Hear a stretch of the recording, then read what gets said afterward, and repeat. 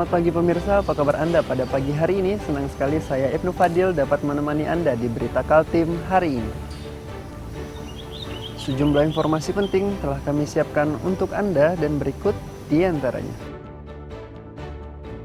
Belasan orang di Balikpapan ditetapkan menjadi tersangka peredaran narkoba jenis sabu-sabu.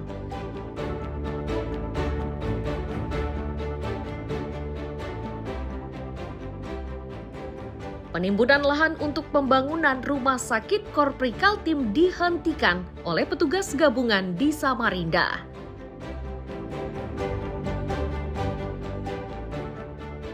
Jalan tol kawasan ibu kota Nusantara akan dibuka secara terbatas selama Natal dan perayaan Tahun Baru.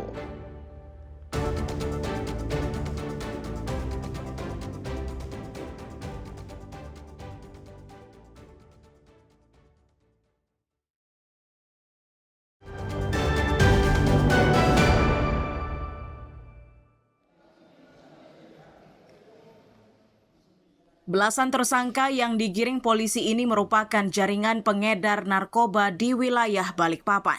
Para tersangka ini diringkus oleh anggota Satres Narkoba Polresta Balikpapan selama periode bulan November hingga Desember 2025. Bersama para tersangka disita barang bukti sabu-sabu seberat 13,88 gram. Wakasat Narkoba Polresta Balikpapan menyatakan penangkapan terhadap belasan tersangka dilakukan secara terpisah. Mulai dari kawasan Balikpapan Utara sebanyak 7 tersangka, Balikpapan Selatan 5 tersangka, Balikpapan Barat 2 tersangka, dan Balikpapan Timur 1 tersangka. Polisi juga memastikan para tersangka ini umumnya residivis kasus serupa. Betul, pemusnahan barang bukti terkait dengan banyak 15 perkara, untuk tersangkanya 15 orang, jenis yang dimusnahkan sabu, untuk berat keseluruhan 13,88 gram. Mereka ini termasuk satu jaringan atau di tempat yang berbeda? Tempat yang berbeda. Mayoritas ditangkap di tempat di mana, Dan?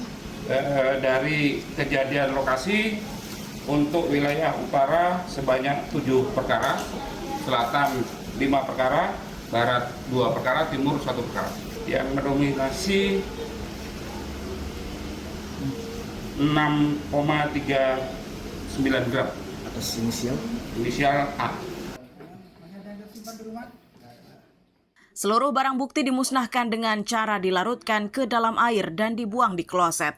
Sedangkan terhadap para tersangka ancaman pidana mulai dari 5 tahun hingga seumur hidup kini ada di depan mata. Riani Mantini dan Amir Hamzah melaporkan dari Balikpapan.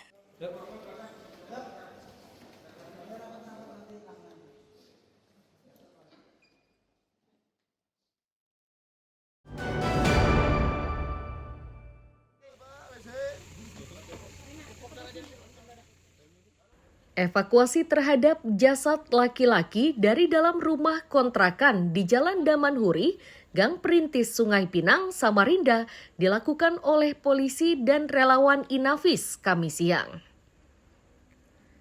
Belakangan diketahui jika jasad pria tersebut adalah Kasdi yang juga penghuni rumah kos tersebut. Polisi yang memeriksa menemukan kondisi jasad sudah mengeluarkan busa dari mulut.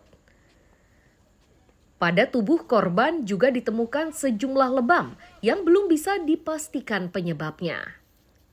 Dari pemeriksaan awal, diduga lelaki tersebut sudah meninggal dunia 5 jam sebelum ditemukan oleh warga.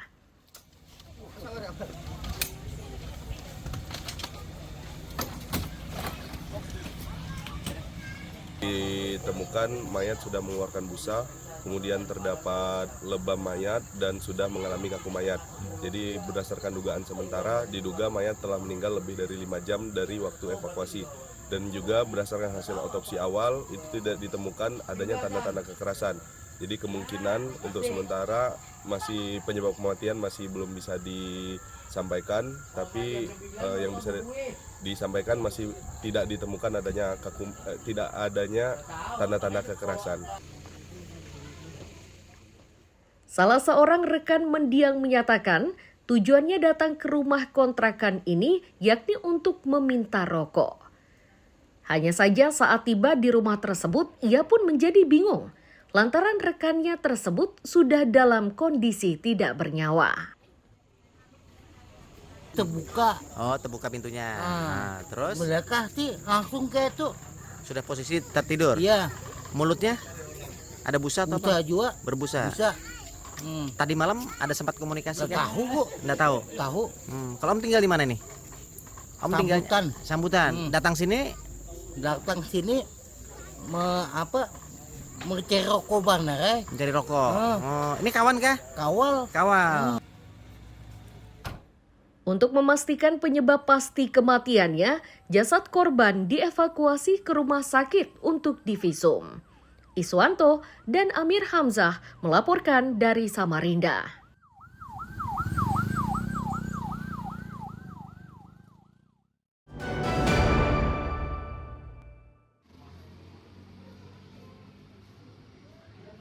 Penemuan jasad pria di dalam rumah menghebohkan warga Jalan Cipto Mangunkusumo, Sengkotek, Luajanan Ilir, Samarinda, Rabu malam.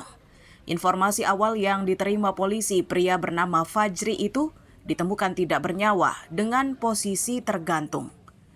Namun saat polisi tiba di lokasi kejadian, jasad tersebut sudah dipindahkan dari posisi awal saat ditemukan. Orang yang menurunkan jasad tersebut adalah pihak keluarga mendiang. Untuk memastikan sebab kematiannya, polisi pun melakukan olah tempat kejadian perkara dan memasang garis polisi di sekitar lokasi kejadian. Hari ini ada laporan informasi dari masyarakat, ada satu orang laki-laki yang gantung diri. Untuk informasi awal itu dapatnya di jam berapa, Bang? Dari Polsek Samarinda Seberang tadi datang ke TKP jam 9 malam. Untuk jenazah sendiri kondisinya seperti apa waktu awal ditemukan? Dari anggota tadi untuk pertama kali yang datang ke tempat kejadian, untuk si yang meninggal dunia sudah posisinya diturunkan dari tempatnya gantung diri.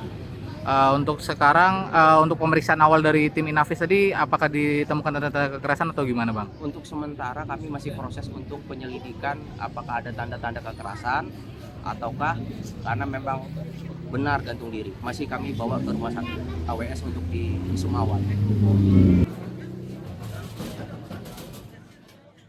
Saat ini polisi masih mendalami perkara pria yang diduga tewas akibat gantung diri tersebut. Nantinya hasil visum dan autopsi akan jadi dasar untuk proses lanjutan penanganan perkara tersebut. Iswanto dan Amir Hamzah melaporkan dari Samarinda.